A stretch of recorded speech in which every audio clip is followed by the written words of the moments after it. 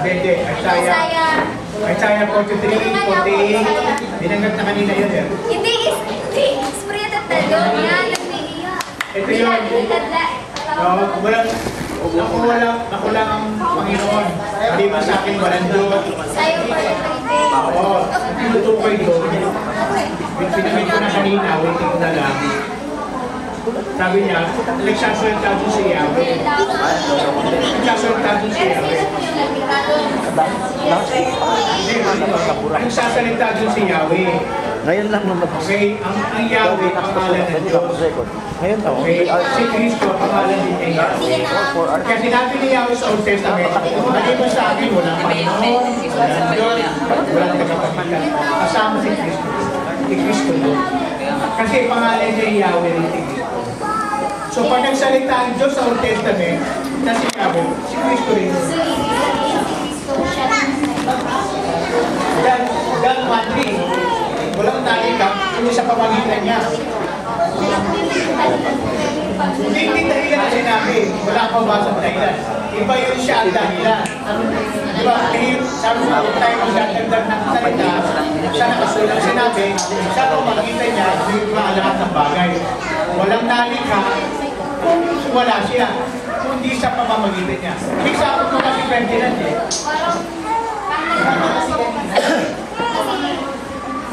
Hindi.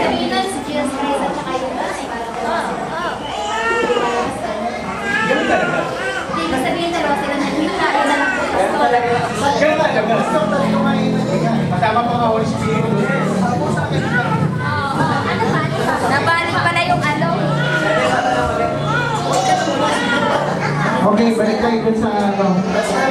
Focus muna tayo dito mga young people. Para kasi medyo basta palod ka naman. Hindi, wala. Ang mga apostol, napon sa madaling araw, di ba?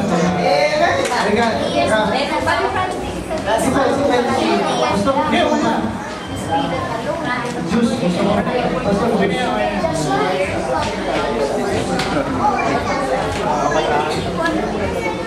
Tanong lang po ako. Sino po kasi Diyos? Kasi yung, consider mo sa Hebrew, yung Jehovah, nagmula sa Yahweh yun. Ganito lang nangyari. Sabi na ng Diyos kay Moses, kasi ang Old Testament nakasulat sa Hebrew. Di ba ang Bible may Old Testament, New Testament. Sa Old Testament, sa Genesis, Exodus 24, yung inausap ng Diyos si Moses, na sinabi niya na akong si Yahweh. I am the Lord. Diba? Kaya mapasin ko kanina sa Old Testament, iyan, thus said the Lord. Yung Lord na yan, sa Hebrew, Yahweh o YHWH ang nakalagay. Yahweh ang nakalagay. Ngayon, yung mga 15th century na, yung iba nag-translate, ginawang Jehovah. Ginawang Jehovah. Doon na nagsimula yung Jehovah. Ginanasway niya ng Jehovah, pero Yahweh ang nagsimula. Teka, yung punta sa ito, yun na nangyari. Jehovah dinatawag. Pero nauna ay Yahweh sa Hebrew. Yahweh.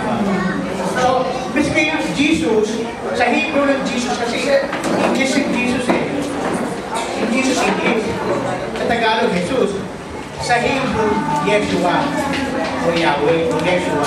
O Yahweh is Savior.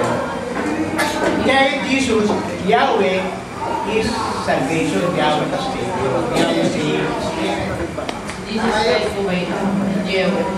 Yahweh, yung Yahweh talaga Jehovah. Ako ginagamit ko Yahweh. Kasi sa Hebrew, Yahweh. Kasi sa Hebrew, wala naman J. Wala yung J. Sa upuan ka na lang. May... Pastor, diretsuhan lang po. Sige. Nakulang po, si Kristo na rin po ba yung ama? Si Kristo ba ang ama? Si Kristo na rin po ba yung ama? Hindi, anak nga siya ng ama eh. Ayun lang po. Diba? Sabi niya, Nagparito ko sa lupa, isinubo ako ng Kasi aking ama. wala talaga yung God at saka yung Son. God the Father. Isa talaga siya at God. Yes, God the Father, may anak, Son, Ibig sabihin, isa lang yung Diyos. Ama. Ama. Pero yung nature niya, pareho siya ng ama. Okay? Yung nature pareho sila. Hindi mo naiintindihan, sis. Isa lang yung Diyos, pero may anak na Diyos, may ama na Diyos. Kaya San, alam mo na naman ni Cristo ay siya na rin kayong kakain kanina man. Hindi, tapos si sister, may anak yung Diyos. Ama yun. Yung God, ama. May anak siya, Son of God. The same nature. Kuwari ito, sister, ilan na anak kasawa na? Ilan na anak mo? Isa, pareho kayo sa nature. Hindi, tao ka, anak mo, siyempre tao rin. Pareho ka, kalikason, pareho kayo eh. Pero isang tao kayo. Di ba? Isang tao lang. Tayo, puro tao. Isa lang nature natin tao. Parang isa ka na banggit kayo kanina na nagkatawang tao. Sino po ba yung nagkatawang tao? Yung Diyos o Yung anak. kung nagkatawang tao, kasi tao siya. Parang nagkatawang tao. Hindi. Ako'y bumaba mula sa langit. Ako'y napaglito. Ako'y bumaba sa langit. Mula sa langit. So, Espiritu ni Cristo, anak ng Diyos, nasa langit. Naparito nga eh. Kasama niya po ba sa langit Yung na ama. sabi ka na siya, yung time kasama na siya ng Diyos? Di ba dyan ba? Di ba ano po sila po yung verses na sa Isaiah? Sa Old Testament na sinabi niya na sinabi niya po doon na iba po sa akin wala na pa sa akin ay Diyos na yaman. So kung dalawa sila lalabas, isa lang pong sinabi niya ay created po. Sinabi niya sindi. Hindi, ganito yun. Hindi po ah. Yung nagsasalita doon, kita mo sino nagsasalita. Balik naman tayo. Ayun o. Thus said the Lord. Isip mo. Sino nagsasalita doon? Si Yahweh. Dahil Redeemer. I am the Lord take all things. Diba? That strength for them. Yung Lord nagsasalita doon si Yahweh. Sinabi, hindi, ang Yahweh kasi pangalan na ama na. Sa Old Testament kasama niya yung mga Kasi siya di Yahweh pangalan na kasama, kasi siya, dito na siya rito, sa New Testament, nakikilala niya yung ama. Kasi nakayag na siya rito eh. Nagpakita na sa lupa, so pinakikilala niya yung ama niya. Pero sa Old Testament, maraming talata sa Old Testament na sinasabi na siya si Yahweh. Siya yung sinabi sa siya yung Yahweh na itinawag. Yan. Ako na. Noon. Ilan? Ilan ang Diyos? Ilan taon o ilan? Yan, ilan ang Diyos? O ilan taon? Naharang. Ilan ang Diyos o ilan taon? O ilan taon daw eh. Ilan taon ang Diyos? Hindi mo mapipila. Aba, maraming trillion. Hindi siya natapos. Ako na magtatanong. Madaling tanong na yan.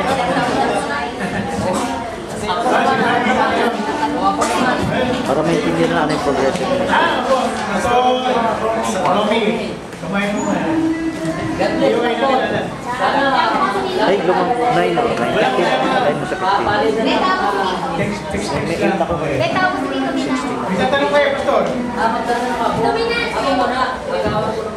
Position kayo. Ate Francis, ano yan? Madali ang bumagal sa tuloy sa skin. Si Jesus ba ay si Ma? Ay, ang pangalan Wala mo. mamamatay. Uwi ka na. Pag Ang pangalan ba ni Jesus ay Yeshua? ang Ama ay Spirit, di ba? Tapos si Kristo, ang Ama na ay Spirit. Ang Ama niya ay Spirit. So, alin ang pagiging anak ni Kristo din sa tatlong bahagi ni Kristo? Body, soul, spirit. So, Hintay natin hindi naman siya biglang mamamatay. tinawag si Kristo na anak doon. Para hindi totally ano. Leo, Kaya ako sa rin, di ba? Hebrews chapter 1, verse 5 patuloy, sabi, ikaw ay aking anak. Ngayon, ipanganak kita at ako'y muling magiging ama mo at ikaw ay magiging anak ko. So, ama rin siya sa Espiritu at sa katawang tao, anak din siya. Kasi lalang ng Espiritu niyo, di ba? Kay Maria, ang dinadala mo ay lalang ng Espiritu. Ang anak na kami ng katawang tao, inanak din ng Espiritu. Sino ang nalala? Espiritu nga. Yung ama. Oo. So, ibig sabihin, si Kristo ay nilalang. Ikatawang tao. Ayun, spirit niya. Hindi. Hindi ba nila Espiritu dito eh? O siguro, basahin natin ang Hebreo 12:9. Sige, yung Espiritu niyan. O, sige, sige. Kaya nililinaw ko lang. Okay, Hebrews 12:9. Alin ang anak doon sa tatlong bahagi ni Kristo. Sabi ko pareho. Lahat. Okay, Hebreo 12:9 para malaman natin kung sino talaga yung ama. Hebrews 12:9 lang. Sa 12:9, yun lang ang pastor ang nililinaw. Ito pastor ang Katagan mo ako ito. Hebrews 12:9. Ibasa. Furthermore, we have had fathers of our flesh which corrected us, and we gave them reverence. Shall we not rather be subject to the Father of spirits? So, Holy Spirit, kasama pa si Kristo doon sa Son. Ang spirits na sinutuko dyan, Ni Kristo. yung spirits na nilikha. Si Kristo ay create ng Ama sa Spirit. Hindi. Kasi, Father of Spirit. Ang spirits na nilutuko, yung mga tao, yung mga nilalang na tao. Pero si Kristo, Hindi siya tatawag na Ama sa spiritual Father. hindi. Yung tinatala, Father of spirits. Opo. Okay? Ngayon, si Kristo may body sa Spirit. Alin ang anak doon sa kanya? Sabi ko kayo na, lahat pareho yan anak ng Son. Pero ngayon nag-adjust ka, yung Espiritu ni Kristo, hindi nilalang ng Ama. O hindi Son. Di ba kakaiba yun eh? Ang konteksto kasi nito, yung pagbilang ama sa paglalang. Yes. Okay? Ang sintungan diyan, Father of Spirit, saan nanggaling mga spirits natin. Yes. Parang yung Father of Spirit, siya yung source ng Espiritu natin. Yes, yung All Diba? Father. Oh. Eh si Kristo, sa kanya rin tayo galing eh. Kay Kristo? Oo. Di ba, nilikhaan niya lahat ng bagay sa pagkalit ni Kristo. So si Kristo rin, yung everlasting Father, na source ng lahat ng bagay. Ito ba, nabasa natin kanina, sabi ng 1 Corinthians 8, verse 6 na Yung Spirit na tinutukoy ito, Oo nga. yung kung saan nagsimula ang Espiritu natin, being created being. Si Kristo, hindi siya created being, existed na siya with the Father. Yung Spirit of Christ, hindi created yun. Existing na yun. O, sige po. Yung nagkatawang tao lang ang nagkaroon yung Espiritu ni Kristo, pumasok sa katawang tao. Nawa mo? Yung nilalang kay Mary, tao. Pero yung Espiritu ni Kristo nasa langit na eh. Sige.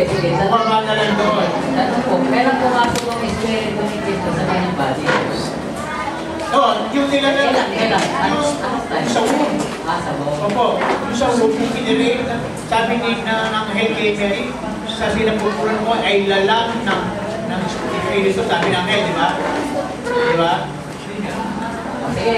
Yung lalang, yung embryo pa lang, yung nabubuo pa lang, andun na si Kristo.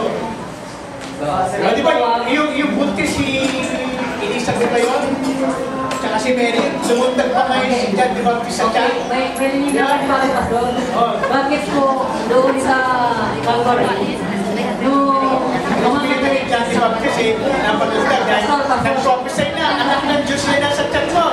Nagkawa si John di Baptist eh. Okay nga. Di ba? Oranal agad eh. He is the son of God. Nagkulat si John, baby mo na si John di Baptist. Oh, si Kristo. Di ba?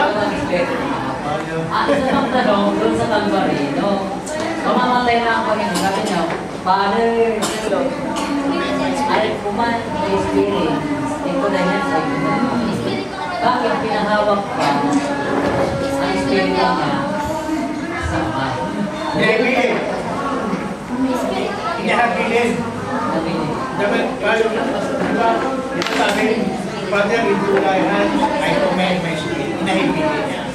Kasi mamamatay